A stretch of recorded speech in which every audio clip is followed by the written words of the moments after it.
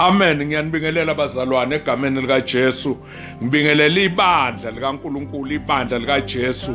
Ngicela nje bazalwane kancane ningiphi indlebe ke ndlulise nanku umlayezo wanamhlanje kubantwana bonke kulo lonke ibandla likaKristu.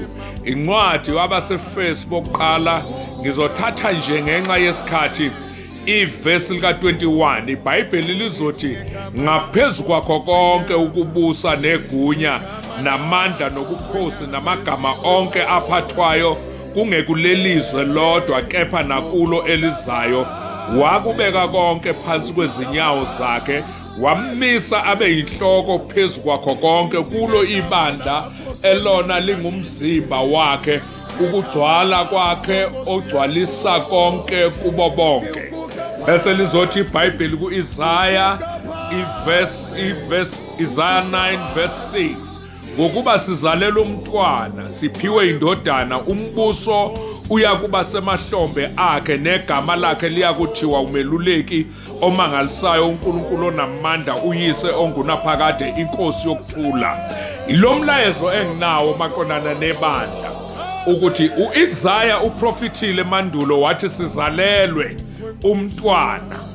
Wathi ke kodwa lo mntwana masizalelwe yena saphiwa indodana. Kulo mntwana kukhona indodana enombuso emahlombe awo. Akukho kubusa okungaphezulu kwalo mntwana kodwa umbuso kaNkulunkulu usemahlombe. Then iBhayibheli ke bese lithi ke iyona le ndodana inikezwe ukuba ibe yinhloko phezu kwebandla elingumzimba konke kungaphansi kweinyawo zayo. Amagama ibandla lanamhlanje ibandla lasendulo likaKristu linombuso emahlombe ngoba uKristu uyinhloko phezu komzimba oyibandla.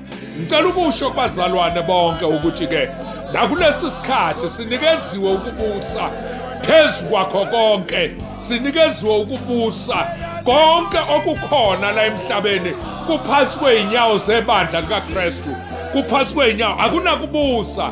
Namanje ngisagqugquzela abazalwane ukuthi sibambelele okukholweni kwethu, simemukele yena oyinhloko, simemukele yena owavuswa kwabafileyo, simemukele yena onamandla okunqoba ithuna, onamandla okunqoba konke okukhona nemibuso yonke. iBhayibheli lithi ke ngempela ibandla likaNkulunkulu lingumzimba kaKristu.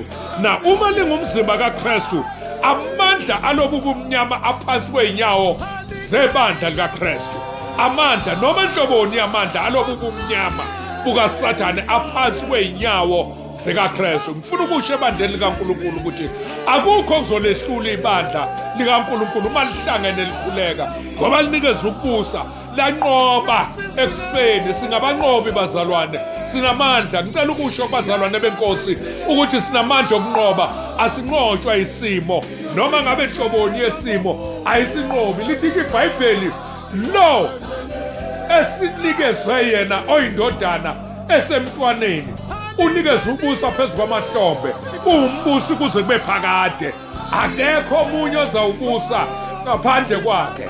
Ibandla lingatatazeli, ibandla lingangena amanzi emadolweni. Ngithe ibandla nebandla, umnomzane noma umama noma umzali akame njengomprofeti aprofete phezu kwesimo emzini wakhe, emndenini wakhe, ebandleni. Ngibi njengomprofeti ezizweni zonke ezikholwayo egameni likaJesu ukuthi singabanqobi bazalwane, akukho kuzosehlula. iBhayibheli lithi lo wanikezwa ukubusa. Uma ufuthi verse 20 ithi asebenze ngawo kuKristu emvusa kwabafileyo wamhlalisa ngakwesokunene sakhe ezulwini. uKristu ovusiwe kwabafileyo wahlala ngakwesokunene sakhe uNkulunkulu ezulwini. Ngamagama lithi iBhayibheli ke uma savuswa kanye naye, uma safa savuswa kanye naye, ngempela siyehlulile izinto ezikhona emhlabeni noma ngabe enhloboni.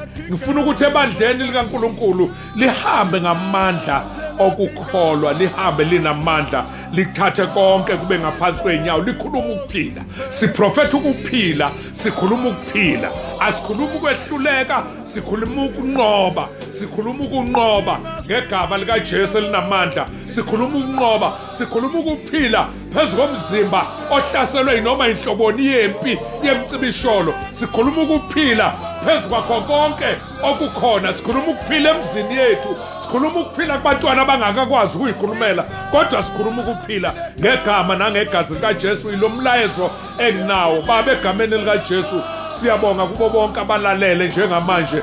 Umoya weqiniso banikeza amandla, banikeza ukuhlakanipha, banikeze amazwi, banikeze isibindi sokukholwa egameni nasegazini likaJesu Kristu. Amen.